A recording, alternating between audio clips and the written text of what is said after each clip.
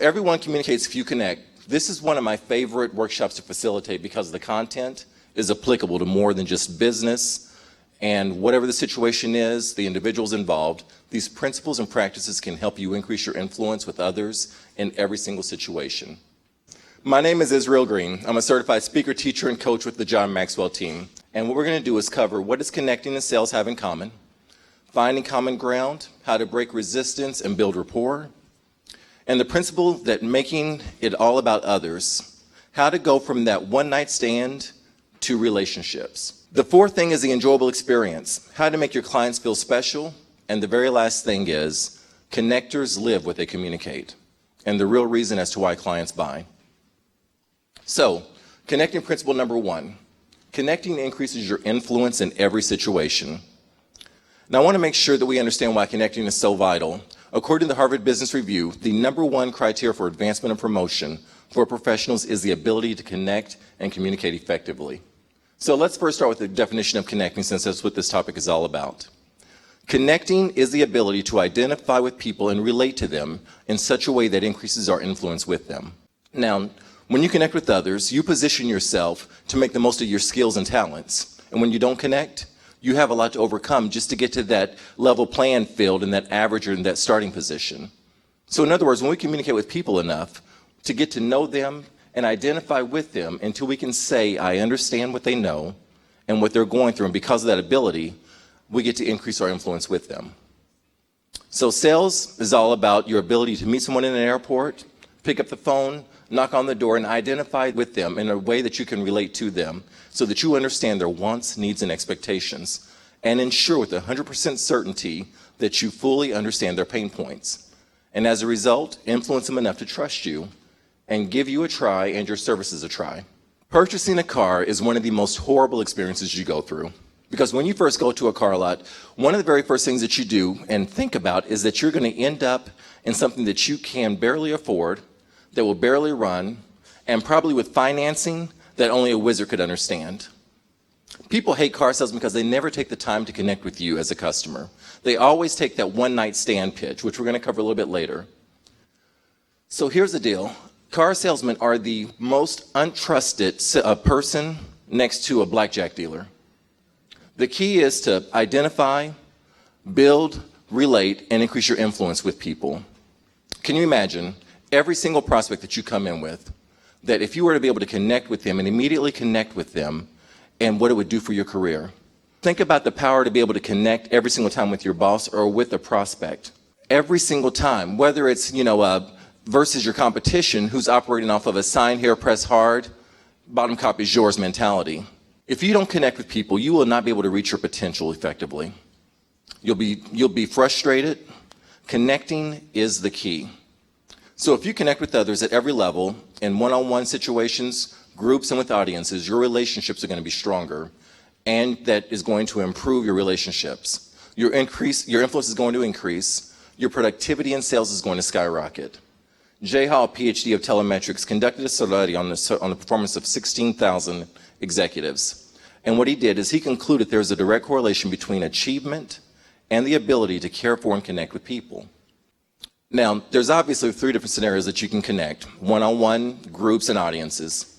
For the focus here, we're going to talk about connecting in one-on-one situations. Connecting in one-on-one situations is more important than doing it with a group or an audience. The reason being is that 80 to 90% of all connecting occurs at this level. And it's here that you're connecting with people that are most important to you. So here are 3 connecting tips. Talk more about the other person and less about yourself. When meeting someone in a social gathering and one-on-one, always have 2 or 3 questions prepared that you can ask. Number 2 is bring something of value. It can be simple as a quote or something more tangible such as a book or a CD or even just a story, but bring something to give them so that when you see them, you can give it to them as a token of your appreciation. And number 3, at the close of the conversation, simple, ask how can you help them, and then follow through on them. Acts of kindness and servanthood are more memorable than anything that you can give someone, and yes, even in sales situations. So the big question here is, how do you know when you're truly connecting? What are those buying signals? Extra effort. People are going to go the extra mile for you.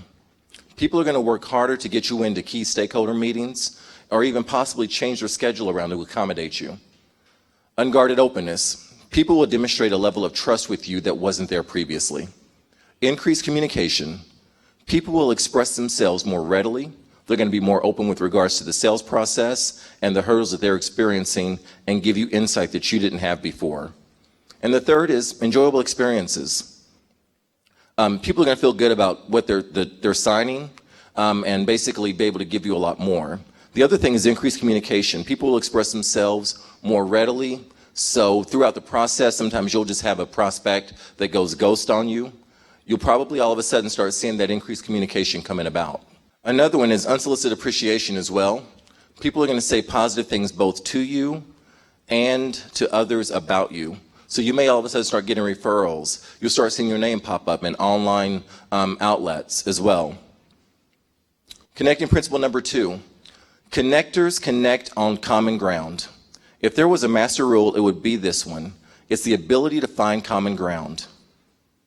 So this principle is universal regardless of the situation, whether you're meeting a stranger for the first time, negotiating a deal, selling a product or a service, or an executive in a boardroom. To connect on common ground, the very first thing you're going to need to do is shift your focus. Oftentimes as sales professionals, we get caught up in what's called the art of the deal, so to speak. So we think about what it means for our bank account, the President's Club, or all these other things that are about me. It's difficult to find common ground with others when the other person that you're focused on is yourself. If you recall in the initial principle, the definition of connecting is the ability to identify with people and relate to them in such a way that it increases our influence with them. It doesn't mean that their influence is with us or identify with us. It's always about them. Connecting is self-focus. Connecting and self-focus, the two do not go together. It's like the lady that was disappointed with the results of her husband's eye surgery. She told her friend that they spent $4,000 on his eye surgery, and he still can't see things from her point of view. We can't communicate and sell based on our perspective. We have to communicate and acknowledge that not everyone feels like we feel, communicates like we communicate, or thinks like we think. Terry Felber, he wrote a book called Am I Making Myself Clear? And in it he says people have a different representational system based on the 5 senses, which are the primary basis for their thoughts and feelings. As an example, several people walking down the beach together, their recollections of what took place will be very different. Based on the representational system, one might remember how the sun felt on their face. Another might remember the smell of the suntan lotion. Another might remember how vivid the sun looked or how blue the ocean was across the sky. And the other one may remember the sound of the waves crashing or the birds chirping. Basically, his point is that each of us creates a framework for the way that we process this information. Now think about this for a moment. From a sales perspective, what if you were able to understand your client so well that you could effectively sell to him, talk to him, and understand the way that they understand each and every time? To be able to understand the way people experience the world around you and be able to relate to them and understand how they understand it, you'll be surprised at how quickly your communication increases. Basically, relationships are built on agreement, not disagreement. And the reality is, if that's true, why is it so many people don't seek out common ground to build upon it? Well, I found that there are a few reasons. Probably the top 4 barriers that keep us from connecting on common ground is assumption barrier. The assumption barrier says, basically, I already know what others know, feel, and want. So now, all of a sudden, our attention is focused on other things that impacts our ability to influence them. All miscommunication are results of differing assumptions. One of the biggest mistakes that people make is that they generalize, and we do it without thinking. It's like second nature for us. We see someone that looks a certain way that looks different than we do, particular race, gender, faith, other factors, we automatically assume these things about them. And when we do that, we stop thinking about the important factors that make a decision. We have to be very careful to not make generalizations and instead make observations. In the long run, it can accelerate the closure of some of your deals and even increase the AOV, or the average order value, of a lot of your clients. The arrogance barrier. Now, the arrogance barrier is pretty common. It says, I don't need to know what others know, feel, or want. Now, this is a common trap that both new and tenured sales professionals fall into. The new sales professional basically are so new that they haven't been slapped around quite yet enough from enough doors slammed in their face, and the tenured ones, the ones that had success earlier on. So basically what ends up happening, there's a distinct difference between being confident and arrogance. An arrogant person makes it about themselves versus about the others. You cannot build a relationship with anyone in the room when you don't care about anybody in the room. In other words, plain and simple, there's an indifference factor. Basically, this says, I don't care what anyone else knows, feels, or wants. I just need to close this deal. These individuals are usually acting in desperation. And basically, when you're acting on indifference, what's ended up happening is you're giving your competition the deal gift wrapped.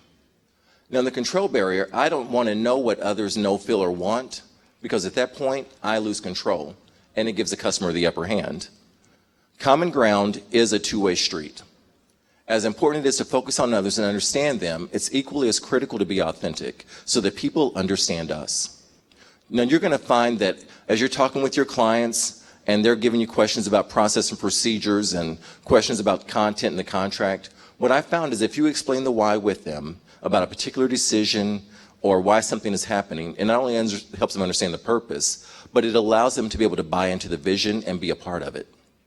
So from there, you can work together, and they're able to effectively communicate the issues directly to their stakeholders. So now, all of a sudden, you have an ally in the company. You cannot establish common ground if you refuse to let anyone know who you are or what you believe. So there are people that argue the ability to connect is a skill, and yes, some are better at it than others, but connecting is a choice. Connecting is a mindset, and it can be learned. The ability to find common ground is most effective in two areas. When you're trying to find a husband or wife, and for those that are already married, they would probably say when you're arguing with your husband or wife. And the other one is when you're in a sales situation. So how can you use the technique of finding common ground to break resistance and build rapport and overcome objections? So here are a few methods. Number one is thoughtfulness. I'll think of others and look for ways to help them. Think about when you're cold calling, either over the phone, and you're talking to that dreaded gatekeeper. Now, for the sake of this presentation, let's call him or her an operational professional. We most likely despise the goal of that operational professional. Their goal is to deflect and keep you away from that decision maker, which goes against everything that we're trying to achieve. One of the mistakes that many people make is they misplace the frustration on their goal over to the operational professional. I cannot tell you enough how big of a mistake this is. One of the most effective ways to win over a decision maker is through their operational professional. And you can do that through a combination of all four of these or single-handedly. Also, basically be thoughtful enough to ask questions. Who in here, whenever talking to someone, you just want them to get to the point? Just hurry up. You don't care about what they're saying. You just want them to get to the point. I've seen this so many times in sales situations, numerous times. Basically, the salesperson just wants them to stop talking because they can tell them about all these great features and advantages and benefits. Seriously, I call this the puking of the product. So we barely take the time to listen. One of the most powerful questions that you can ask someone is why. Why did they choose to do something? Why do they make that choice? And if you're someone that struggles with opening up and making conversations, there's a technique for that too. There basically is a situation where you can go in, and there's an Amway salesman that came up with this, and he came up with this idea because he struggled with communicating with people in one-on-one situations. And he came up with this acronym called FORM, F-O-R-M, and basically it stands for family, occupation, recreation, and message. Questions centered around those four topics will allow you to discover so much about a person quicker than anything. The second thing is having an emotional antenna up, empathy. Be putting yourself in a situation where you can relate to them and know exactly what to offer them and when. That's what's going to solve their problems. Now, ironically enough, a great example of this is the Zoho CRM tool. They use their conference and one-on-one sessions and summits to identify key challenges and feedback from you, and they take that on how to help you become more efficient, and they apply that and build that into their system. So they're constantly listening to what you're saying and what you're telling them. This is a perfect example of having their empathy antenna up. Listening. I will listen my way to common ground. If you don't listen to others, you will never know what they're looking for. We have to remove the me first agenda. Social media has really accelerated this piece of things. In social media, we're so quick to want to get our point across that we rarely take the time to stop, read, and think about where the other person's coming from. There's a point that I write about in my book: seek first to understand and then to be understood. When we do that, we increase the likelihood of finding common ground with others. Adaptability. I will move from my world to theirs. When you connect on common ground, you should be asking yourself, where are they? Great leaders and great salespeople go to where the leaders are, or go to where the people are, and they bring them with them. Anytime there is a gap between you and the people that you're trying to connect with, it's wise to try to move to their world, if not mentally, then physically, and search for something in your own background and your own experiences that relates to theirs. Anytime that you're not sure about how to bridge the communication gap, begin with moving to where they are and seeing things from their perspective. Adapt to them, but do not expect them to adapt to you. Connecting principle number 3. Connecting is all about others. People automatically think connecting is a skill, and yes, it is a skill that can be learned. It's more so based on attitude. Connecting with people is as much of an attitude about people as it is a skill in connecting with people. We're sales professionals. We automatically think it's about us and closing that deal, getting to that next big thing, and this is really where that one-night stand mentality comes into play. So the market that you're in, and I don't care what market it is a giant online dating site, and you're dating your customers and your prospects. And they are now looking for more than a one-night stand. You need a relationship solution to help you bust out. You need a system and a way to become irresistible to your clients. A marketing professional friend of mine basically wrote this and said that your customers are looking for more than a one-night stand, and it's a fact. Companies are moving away from what she calls the transactional economy, more so going into, and that's basically the pursuit of the sale after sale after sale. And as a sales professional, we're always looking for ways to get to that next big sale, close that big deal, get us to President's Club. Now clients are moving to what's called a values-added economy.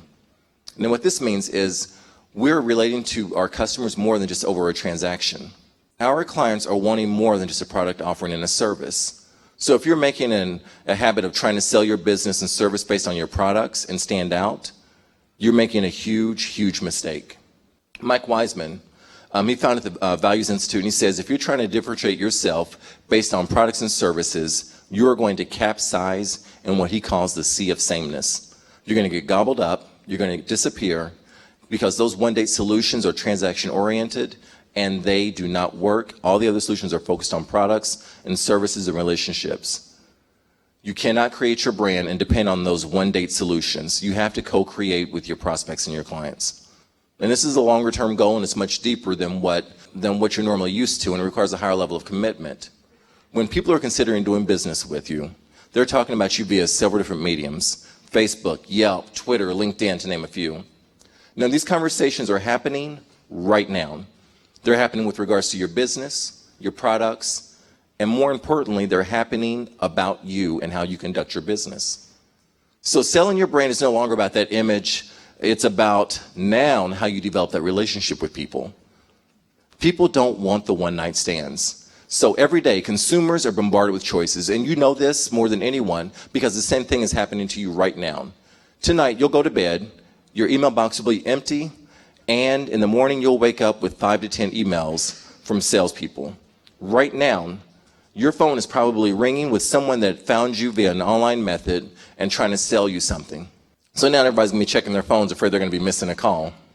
Every single product or service on the planet has been commoditized. Regardless of the business or product, whatever it is, tennis shoes, technology, you have an infinite number of choices. So now clients need a reason to choose you. They're going to choose you based off of what's mattered to them. It's all about them. They're looking to be valued. People want to belong to something bigger. There's an online community that's constantly growing. You can see it in the trending through the social platforms. These platforms have created a culture and a collective group of people making decisions based off of what's trending. So think about Twitter for a moment. Based off of your personal reputation, it's now just become part of a tribe decision. People don't just buy. Now they look for social proof from other people, other relationships based on reviews. They're looking to see if other people are giving you 4 or 5 stars. They're looking at reviews to see if you follow through on your work. Do you deliver for your clients? Here's the real rub of the situation. As much as they want to be a part of the group, customers are still disconnected and they want something real. Customers no longer want you to think about the sale of the relationship. They want you to think about the relationship, which is co-created, 50% you and 50% customer. But you have to make that connection with the client so that when they think about you and they think about that company, they think about the positive things, and that's how you're going to maintain your relevance in the marketplace. To take it a step further, to move from the one-night stand to the relationship status, you're going to have to do what very few salespeople do. Most people will just focus on the company instead of the needs of the company. Basically, they focus on just one area, which is the company, and that's where most salespeople stay at. Basically, when that happens, you're going to close some deals, absolutely, but you're not going to close nearly as many as when you start to narrow it down. When you start focusing on departmental goals, you're going to focus down and drill down on some salespeople, and few salespeople are aware of this area, and they don't go into it. They just stay at that high level, and as a result of that, they recognize fewer sales. From the departmental level, you're going to go a bit deeper, peel back a layer, identify different things, different problem areas, different pain points that they have, and you're going to find that your sales begin to grow, either in average order value or they begin to grow from the sake of closing more deals. And then from there, you've got the individual piece. Individuals basically are looking at what most salespeople don't do. You're looking at exponential growth in this area because now you're drilling it down on what's most important to an individual. I received a lead from one of my from a get in touch form on my website last year. And basically, it was a lady that was looking for training for one of her teams. Now, once I figured out who they were and what they could become for me, which was a pretty large brand, I started pitching the company. And I did what most salespeople do, which is focus on the company and very little on what her departmental needs were and what her individual needs were. Because all I could see, honestly, was dollar signs. Several conversations later, I basically gave them a proposal. They gave it back to me and said, you know what, we decided to go in a different direction. Now, a couple of months went by, and I was doing some follow-up calls on dead leads, and I reached out to the contact, and I told her I was going to be in the building, and I noticed on her LinkedIn profile that she was part of a civic organization that I had an interest in joining. And I asked her if it would be okay to basically bounce some ideas off of her, and in exchange for that, I know her time is valuable, so I would take her to lunch and treat her out to lunch as a thank you. Now, that follow-up phone call and that single lunch was a catalyst to a huge beginning for me. It was a catalyst of finding common ground and being able to connect at that individual level. And as a result of that, I was able to recognize a $27,000 deal with this company over the course of 12 months. Previously, I lost the deal because I was chasing the company versus being about the individual. Now, that number may not seem like a lot to a larger organization, but as an independent business owner, it's not a bad deal. Now, I don't say this to impress you, but merely to impress upon you the power of connecting at that individual level and how quickly it can turn a situation around. Point number 4, the enjoyable experience. Connectors create an enjoyable experience for everyone. You know that there's probably a few things that we love about Chicago. Number 1 is our summers, number 2 is our cubbies, and number 3 is our food. So we endure the winters just to get to the summer. And after 108 years, what's not to love about the cubbies? And last but not least, we have some of the best restaurants in the country. Now, I'm biased because I live there, of course, but I guarantee there are people in the audience that will agree with me. Now, as a bachelor in Chicago, I basically go to restaurants way too much. I go to the same lounges and same restaurants and bars all over. And someone asked me, why do I do that with so many great spots in Chicago? Why do I keep going to the same restaurant over and over? And normally I give them my go-to answer of, well, I'm a creature of habit. But I actually started thinking about the reasons why I make those decisions to go to those same places over and over, and the general reasons why people return over and over. And I discovered that people return for 4 main reasons. Basically, number 1 is they want a product that works. They want a product that does the job that says it's going to do. And that's simple. They want a knowledgeable and responsive rep. People don't want to be taken advantage of. They want a price based on the value that it's going to deliver to them, and that's very fair.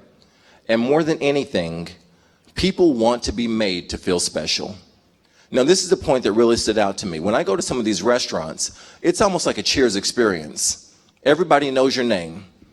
You walk in, before I even get to the bar, I have a drink that's already starting to be mixed for me. The general manager comes out, shakes my hand, sits down with me, buys me a drink. And when I take people in for business meetings, they're taken care of. And I keep going back. The ability to be able to create an experience that everyone enjoys is one of those things that's given far too little emphasis. My point is, if you're entertaining your clients and prospects, take the time to figure out what's important to them and create a unique experience that they enjoy. As an individual, there's going to be some things out of your control, such as the quality of the product, the price of the product, but how you make an individual feel is always, always, always in your control. It reminds me of a professor in a nursing class. There were a group of students working on their RN degrees, and they were taking a final exam. One of the last questions on the final exam read, "What is the name of the cleaning lady that cleans our room?" Now, towards the end of the test, the professor hears a little giggle, and one of the students raises their hand and asks a question. "Is this a serious question?"